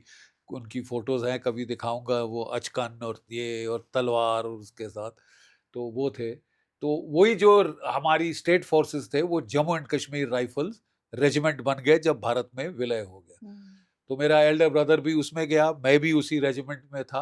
हुँ, तो 1965 के युद्ध में he was blasted to pieces by a mine. हुँ, वो M16 माइन होता है बेटा अमेरिकन, वो यहाँ तक जंप करता है, जंपिंग माइन बोलते हैं, और ये छाती और पेट के पास आके फटता है और चीथड़े उड़ जाते हैं। तो मेरे वो जवानों ने बताया कि वो टुकड़े टुकड़े कहीं कहीं से लेके आए थे, और वहीं पे उन्होंने अंत्येष्टि संस्कार कर दिया। और हमारे घर में केवल वो गया था, tall strapping handsome young man, घर में आया ये कांस का कलश, उसके अस्थि फूल और नर्मदा जी में बहाए थे, मैं गया था। तो when I went there I was very clear what I had to do. आप उस वक़्त कहाँ थे? I was studying in the 10th class. फिर एनडीए में दाखिला मुश्किल था? उसके उसके बाद स्ट्रेट अवे, एनडीए। उसके बाद देखिए घर में तो मेरे, you can imagine the shock. तो इजाज़त नहीं होगी? एक लड़का अभी शहीद हुआ, हुँ, और अगले साल मेरे को एनडीए का दूसरा पहला जाना शॉट चाहता है। देना था, क्योंकि 11वीं में उन दिनों हम देते थे। हुँ, सो मेरे को पहली शॉट एट द एनडीए लेनी थी। और मैंने जब अनाउंस किया घर में कि मैं तो एनडीए जा रहा हूँ, तो वो तो तूफान मच गया कि हमने ठेका ले रखा है कि हमारा परिवार ही लड़के देखते जाएगा, एक के बाद एक के बाद सारा एक, बलिदान हम बाकी देंगे। बाकी परिवार खत्म हो गए, मर गए, ये लड़के नहीं है उनके, इजाज़त वगैरह नहीं वगैरह मिली। वगैरह। बट देन आई वाज आपके फादर स्ट्रिक्ट थे, नहीं जाना देना चाहते थे। बिल्कुल नहीं जाने दे रहे थे। नॉट ओनली नहीं जाने देना चाहते थे, बिल्कुल नहीं जाने देना चाहते थे। तो बड़ा घर में मतलब टेंशन हो जाती थी। वो फादर बड़े स्ट्रिक्ट थे, we had to sit at the dining table all together like dinner night. और वहाँ पे मैंने बोला मैंने फौज में जाना है, तो बोला what nonsense, you are not going, I forbid you to. मैंने कभी उनको डिसोबे नहीं किया था, बट मुझे वही तो याद है, मेरे गले में लंप सा आ गया बट नहीं, but I want to go. तो बहुत फिर वो चाहते थे कि one of his boys should join the IAS और IFS बिकॉज अच्छा मैं पढ़ाई में बड़ा तेज था and I was most of the time in the library. मेरे कपड़ों पे स्याही लगी रहती थी, ये वो ये, तो studious type. I used to read a book a day. I still do. And I have done 53 books published. So he wanted कि बड़े कीन थे कि एक लड़का IAS जाएगा. बड़ा भाई तो फौज में चला गया, हो गया, ट्रेडिशन पूरी हो गई. अब एक लड़का दूसरा जो है, he will go to IAS. तो मैंने बोला नहीं नहीं, मैंने फौज में जाना. तो फिर बोलते हैं अच्छा ठीक है, तू पास नहीं होगा, you are not the army type, you will be a square peg in a round hole. तो इंटेलेक्चुअल टाइप है, तो आर्मी टाइप है ही नहीं बिल्कुल. मेरे को पता है आर्मी क्या है क्या नहीं है. सो you won't pass, don't get too disappointed, but let this be a dry run for your IAS. तो मैं कहा चलो जी. So I gave my written exam same year December. ठीक है. और फिर अगले साल मैंने जो है वो अपना दिया, क्या कहते हैं, SSB. तो वो कह रहे थे तू पास नहीं होगा, तो कोई सवाल नहीं. जब रिजल्ट्स आए, I was you cleared number 2 in the All India Oh, merit amazing. list. Not only did I make it, I was number 2. I said, Dad, that means this is my path. Ye It's my wo. huge achievement. It's quite big, but big competition it is. 40 lakhs more children apply But for the coming NDA. second is the Second in big the, achievement. is a very. He was also very thrilled. So फिर that is how I managed to make it to the NDA. But amazing thing that even then when तो क्या यही प्रेरणा थी sir कि मुझे, because मेरे भाई की do भी you know हुआ है. do you know a secret? I have not told this to many people, but जब मैं 8th 9th 10th classes में आ गया था, I started reading commando comics. वो मतलब 50-50 पैसे की वो होती थी those ट्रांसफॉर्मेशन हो days. रहा था. तो I was somehow full of that war, this, that, ये वो, but I never sort of thought about it very clearly, क्या करना है क्या नहीं करना. But धीरे it was always there. The wars were always there. The combat scenes were always there. And when my brother died, then and actually one of the influences was that boy who came with the ashes from the Paltan. शायद वही एक चिंगारी थी. वो चिंगारी क्या था कि when mom and dad asked him कैसे हुआ, naturally माँ बाप पूछते हैं. Quite obviously he didn't tell them because उसको तो बहुत धक्का लगता माँ को और ये वो. तो जब वो कुछ आंखें अवॉइड कर रहा था ऐसे, तो मेरे को लगा ही इज हाइडिंग समथिंग. तो जब वो अलग से आया, मैंने इसको इधर आ, मैंने कहा हुआ क्या था, मेरे को बता, I am man enough to take it, बता. So then he told me कि तो साहब माँ बाप को मत बोलना, पर बहुत बुरी तरह से उनके चीथड़े उड़ गए थे because of mind, because of that bloody mind. तो we had to pick up pieces. Quite obviously मेरी आंखों से आंसू निकल आए.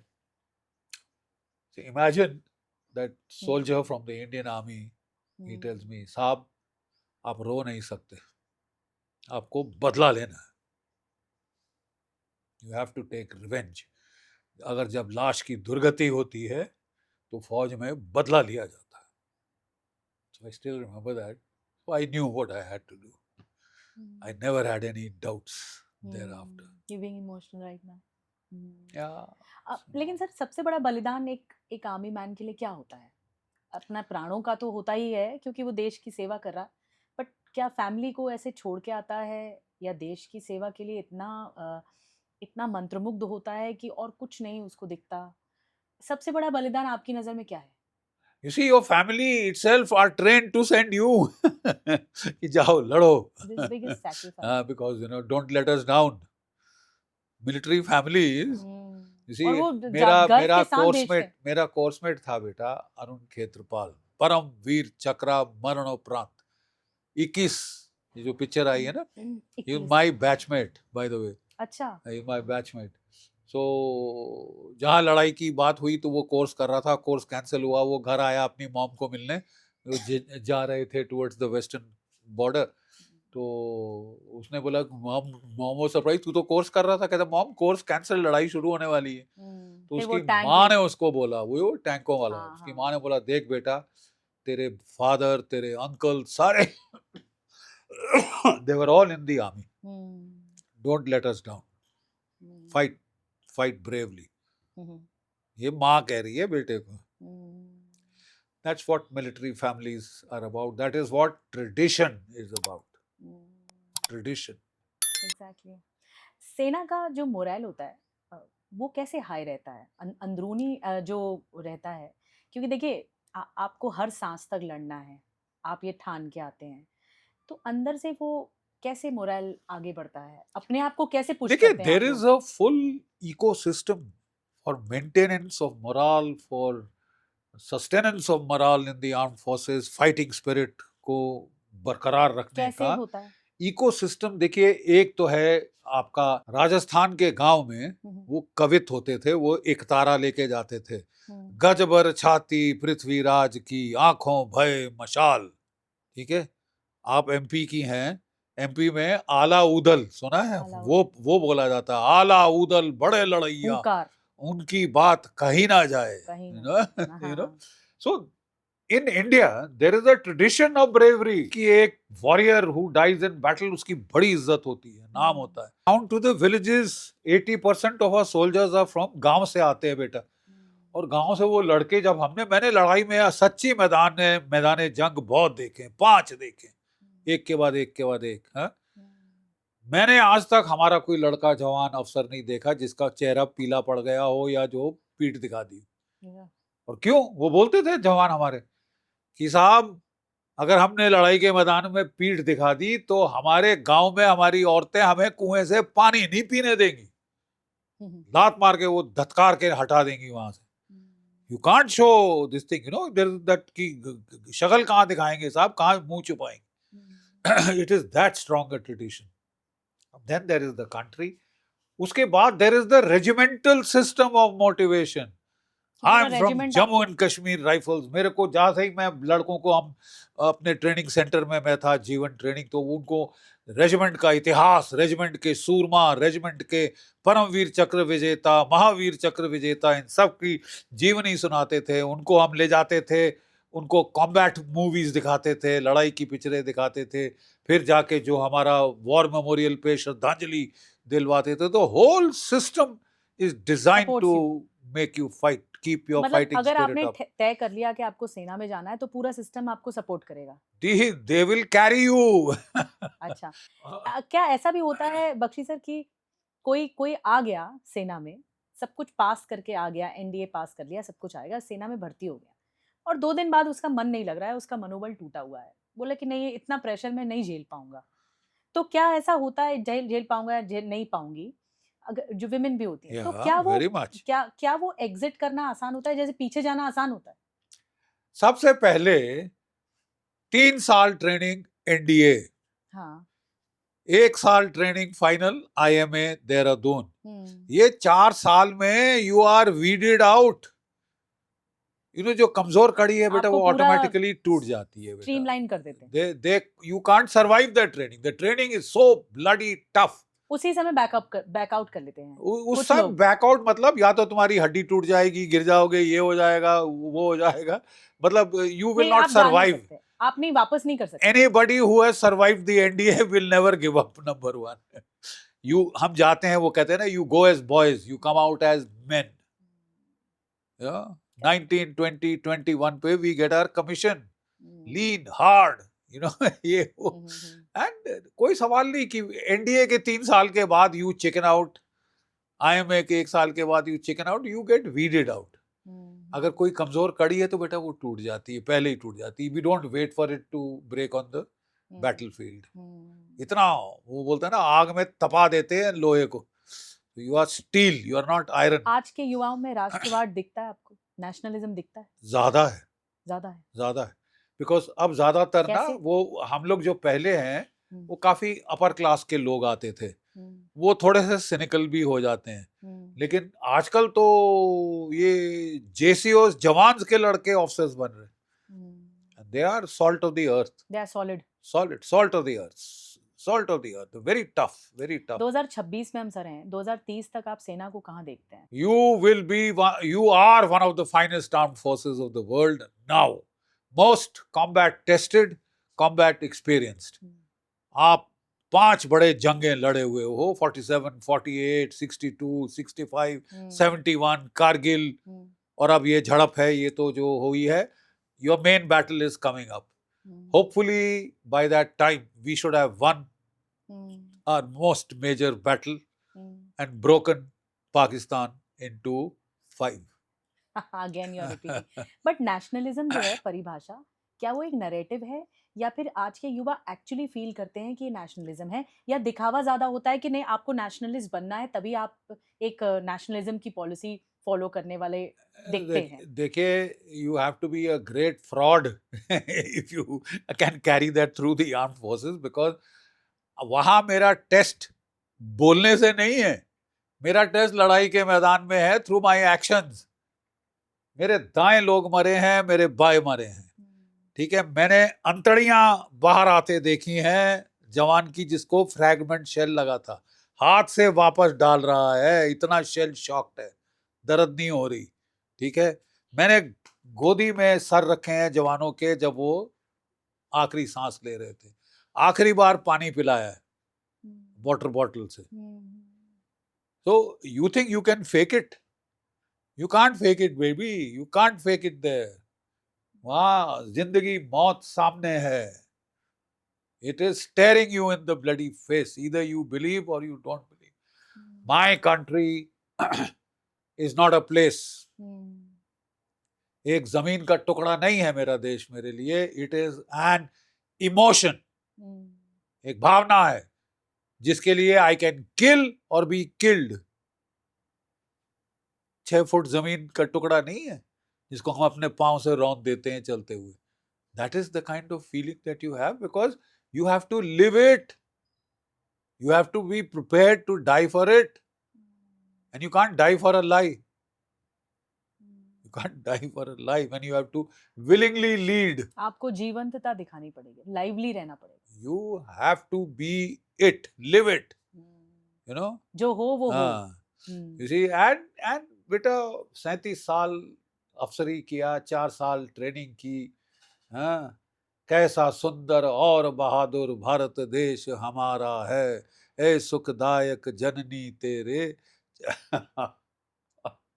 I can't sing a patriotic song through, man.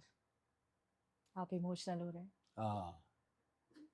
Because every time you think of the country, you think of all those boys who have died, the boys who are no more, who have died. They died for a cause. They died for their country. अपने देश के लिए कुर्बानी दी. हाँ.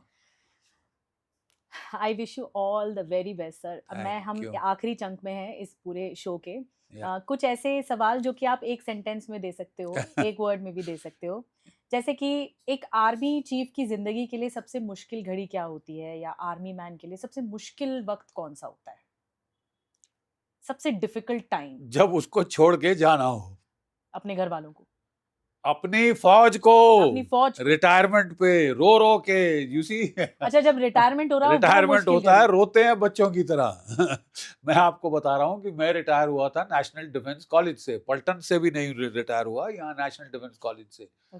तो वो पूरा मतलब जीप में बिठाते हैं, ड्रैग आउट करते हैं, माला यहाँ तक पहना देंगे और स्वागत पूरा, जनरल साहब की जय और ये और वो सब होता है. तो बस झर झर झर झर अच्छा शुरू हो जाते हैं. अच्छा, तो मुझे याद है कि आई केम बैक होम तो मेरी आंखें सूजी हुई थी.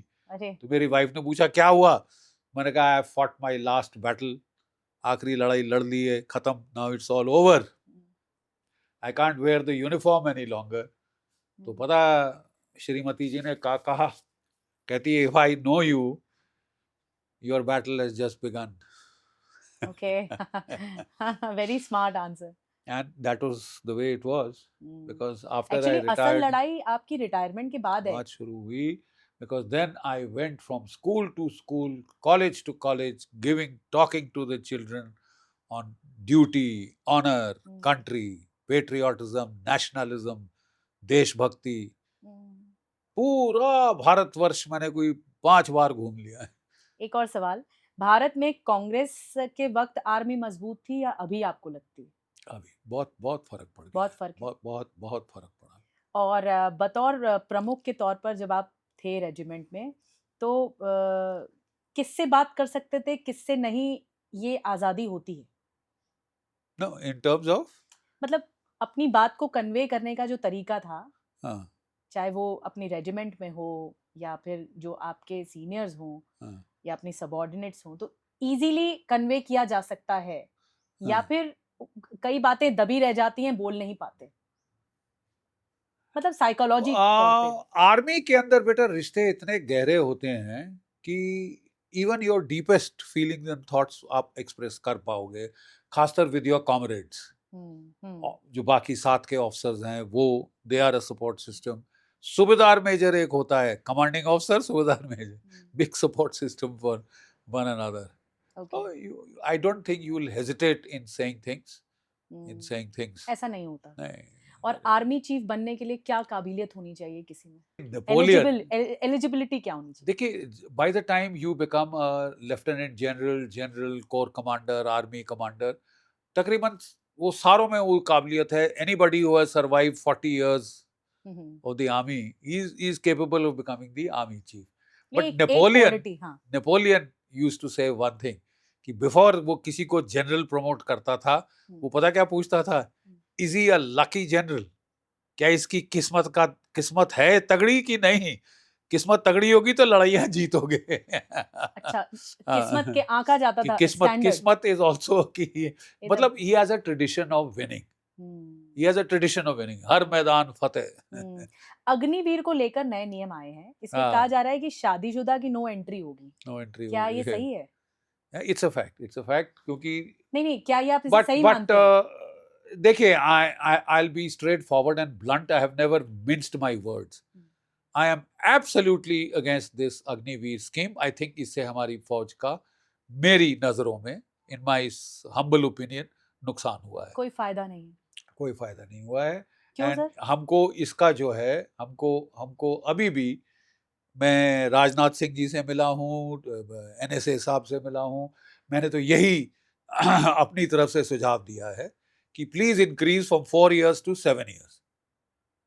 This is too lesser time for a soldier to get integrated when he does, to be fully trained, to be fully absorbed, to be a contributing member.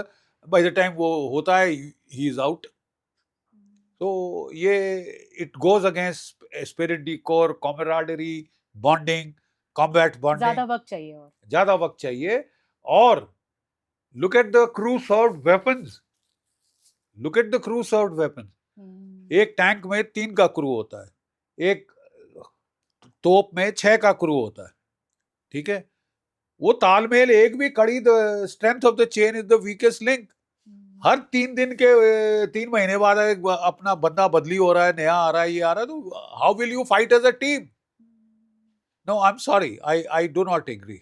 I am I thought it was अनजाने में गलती हुई। I appreciate sir, आपने clarity के साथ बात करी है, क्योंकि बहुत इस पर भी काफी विवाद है। Soldiers must talk straight. Bakshi साहब की जिंदगी में प्यार कब आया और प्रपोज किसने किया था, मैम ने या आपने?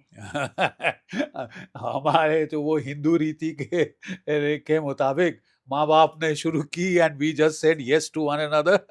बट शादी से पहले देखा था एक दूसरे को? ऑफ कोर्स अच्छा।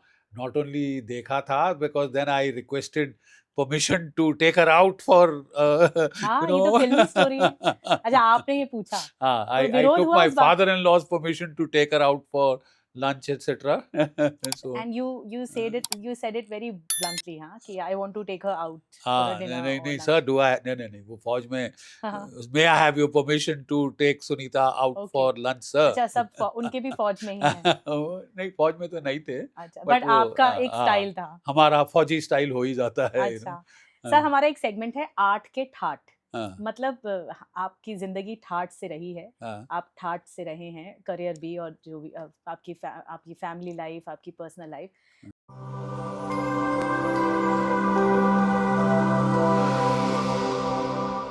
तो हम एक रैपिड फायर खेलते हैं, Okay. And it's like one word. all right, ये लास्ट है हमारा। all right, तो रैपिड फायर में आर्ट के ठाठ करते हैं। all right, तो पहला सवाल है, जिसमें आपके पास ऑप्शंस होते हैं, आप उसको चुन सकते हैं all या right. आप पास भी कर सकते हैं। It's Hmm. It's up to you. हाँ, पहला सवाल, सबसे कुशल लीडर आपको कौन लगा है? Option number 1 Indira Gandhi, B Atal Bihari Vajpayee, C Narendra Modi, D Manmohan Singh? Very honestly military achievements के लिहाज से इंदिरा गांधी, क्योंकि 71 वॉर की victory has still not been overcome. Okay, second question, Bharat के लिए सबसे बड़ा थ्रेट, सबसे बड़ा चैलेंज क्या है? पहला टेररिस्ट, बी जियोपॉलिटिकल या किसी नेता का दबाव, तीसरा साइबर वॉरफेयर या फिर एआई आर्टिफिशियल इंटेलिजेंस गलत सेंस में जो, और चौथा internal security lapses. Internal security is your major problem, शुरू से रही है. यहाँ अभी भी? जयचंद बहुत रहे हैं. एक जयचंद जीन है, मीर जाफर जीन, वो अभी भी है. वी मस्ट ओवरकम दिस, क्योंकि अगर हम हारे हैं, मेन लड़ाई नहीं हारे, अंदर वाले लोगों के घर के वो एक बेदी डायलॉग लंका है किसी ढाए. फिल्म का कि भारत को फिर भारत के लोग ही हरा सकते हैं, हराते हैं, हराते आए हैं. ऐसा है. We'll have to overcome पर that. This is a challenge. This is a challenge, yes. Okay, third, क्या डिफेंस हमारा मॉडर्न हो चुका है, यस और नो? हो रहा है. We have a lot of ground to cover still. Lot of ground to cover still. But I'm very happy with this Rafale deal. Things are now going into fast forward. On the track. On the track, on the track. चौथा, क्या Bharat America से डरता है, yes और no? डरना नहीं चाहिए बिल्कुल. We are a nuclear power. We are a global power on par. We must keep our head held high. बिल्कुल नहीं डरना चाहिए. और मैं तो समझ रहा हूं कि मेरी इन माई हम्बल ओपिनियन शत्रु बोध हो चुका है. अच्छा, पांचवा, क्या कूटनीति या नौकरशाही और हमारी सेना में कोऑर्डिनेशन की या तालमेल की कमी है? कमी रही है, शुरू से रही है. अभी भी बिकॉज है? अब थोड़ा सा फर्क पड़ रहा है. But we don't still have a defence specialist bureaucracy. We have a generalist bureaucracy. Quite obviously वो है. अब वो इम्प्रूव हो रहा है, क्योंकि अब जो जॉइंट सेक्रेटरी आता है उसको पहले नेशनल डिफेंस कॉलेज भेजते हैं, वहाँ वो 1 साल रहता है, 2 साल रहता है, फिर वो मिनिस्ट्री जाता है, then he specialises in the ministry. We will have to have a defence bureaucracy. Okay, major general GD Bakshi defence में या सेना में नहीं होते तो कहाँ होते? क्या वो प्रोफेसर होते, क्या वो टीचर या फिर एक नौकरशाह होते, या फिर वो सीए या आईएएस या इस फील्ड में जा रहे होते? My father, like I told you, wanted me to be the IAS, but I don't think I had a choice. I had no choice. So you wanted If I to have go. my life all over again, I'd still join the Indian Army. Seventh question, आप trollers को जवाब कैसे देते हैं social media पर?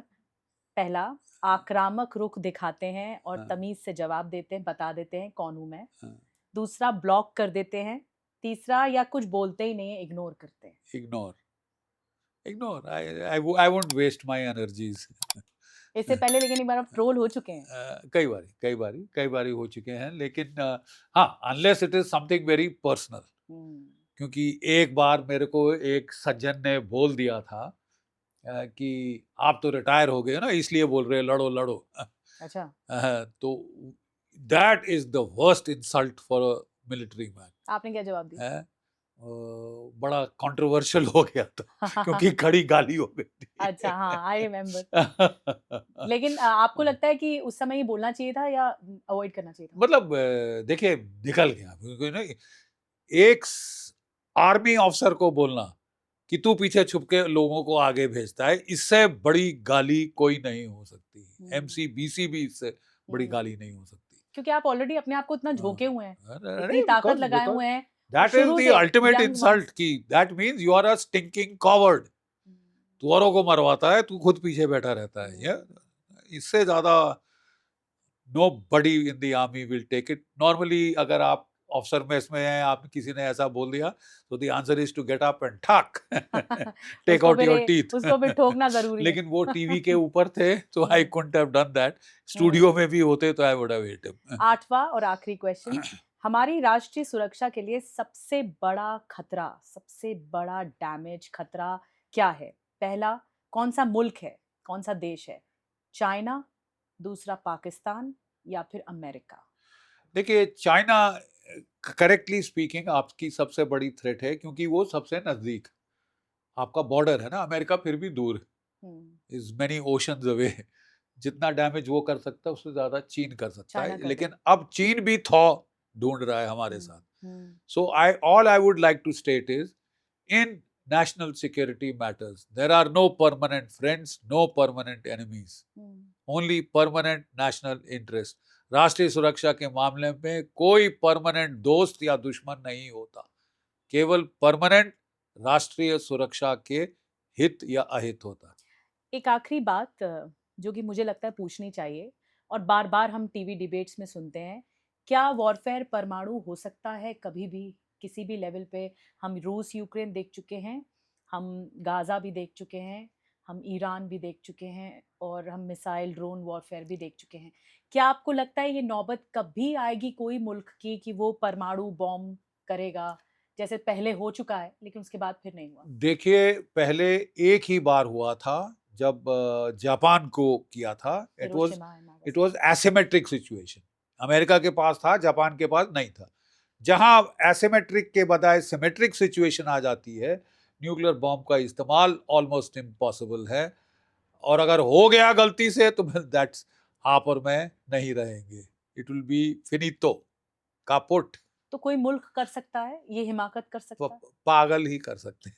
अच्छा, आपको ऐसा लगता पागल है? ही कर सकते हैं. और तभी वो कहते हैं कि rational state actor hmm, will not use the nuclear option. But if it falls into the hand of irrational non-state actor, hmm. terrorist के हाथ पड़ गया, वो कर देगा. मिलिट्री पर्सन की एक सबसे बड़ी खासियत होती है कि वो निरंतरता, जिसे कहते हैं कंसिस्टेंसी, हाँ, रहती है. हाँ. चाहे वो रिटायर भी हो जाएं तो भी कंसिस्टेंट रहते हैं, उनका डिसिप्लिन, उनका मोटिवेशन रहता है. तो जो यंग जनरेशन आपको देख रही है सर, या जो लोग भी आपको देख रहे हैं, जो लोग आपसे सीखना चाहते हैं, तो उनको आप उनका मोरल हाई रखने के लिए, कि वो चलते रहें, वो डिप्रेशन ना रहें, एंजाइटी में ना आए, आप एक क्या बात, उनको क्या लेसन देना चाहेंगे इस पॉडकास्ट के एक जरिए? लेसन बेटा जो कि फौज को कंसर्न करता है, लेकिन इट गोज मच वाइडर. जो डर गया सो मर गया. Even if you are going for an exam, अगर आप डर गए तो you will not do well, you are likely to fail. आप अपना बिजनेस स्टार्टअप कर रहे हो, आप डर गए, अरे मैं फेल हो गया तो क्या होगा, ये बैंक लोन कहाँ से चुकेगा, मम्मी के जेवर भी लगा दिए. Why do you think like that? बोलो मैं अगला अंबानी, मैं अगला डरना अडानी. नहीं है मतलब. डरना नहीं. Law of reversed effect, what you fair the most will happen. और बार बार होगा आपके और साथ. बार बार होगा आपके साथ. बहुत बहुत धन्यवाद sir, thank you so much. मुझे गॉड उम्मीद ब्लेस है यू. सारे दर्शकों ने आपका शो बहुत एंजॉय किया हो, और वो आपको बिल्कुल टकटकी लगा के देखेंगे. Thank you so much god sir, bless you nice बेटा. Meeting you and nice god bless talking you. To you. शुक्रिया गॉड आपका. Bless you.